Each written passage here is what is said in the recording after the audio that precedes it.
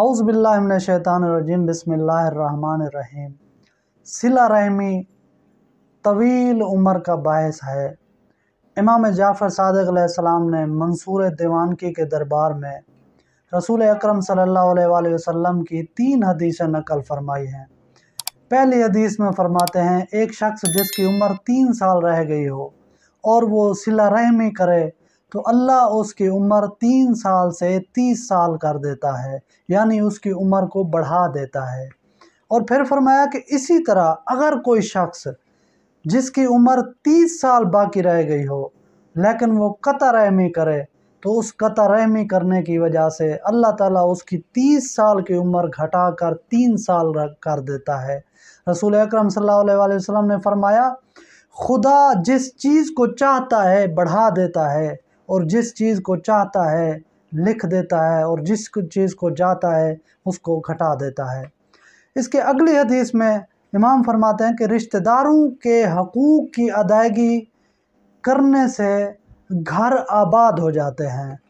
اس سے عمریں طولانی ہو جاتی ہیں، اور رشتہ داروں کے حقوق ادا کرنے والا چاہے فاسق ہی کیوں نہ ہو،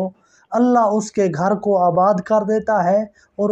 اس کی عمر کو طویل کر دیتا ہے۔ آگے بڑھتے ہوئے پھر امام نے فرمایا، صلہ رحمی روز قیامت حساب کتاب میں آسانی کا سبب بنتی ہے، باعث بنتی ہے، اور یہ ناگہانی موت سے بچاتی ہے، یعنی ایسی موت جو اچانک آ جائے یا کوئی سخت موت ہو اس سے بھی یہ صلہ رحمی بچاتی ہے۔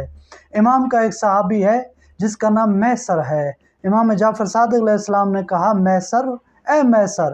کئی مرتبہ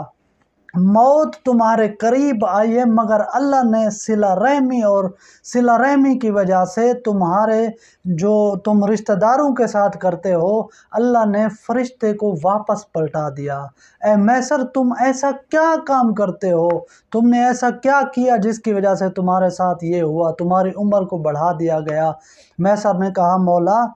مجھے اور تو کچھ یاد نہیں، لیکن میں جب جوانی میں روزی کماتا تھا تو اس وقت میں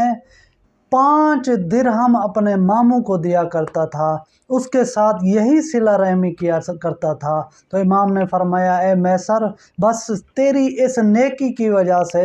یہی جو تو نیکی کرتا تھا، اللہ کو یہ تیری صلہ رحمی اتنی پسند آئی کہ اللہ نے بار بار تمہاری آنے والی موت کو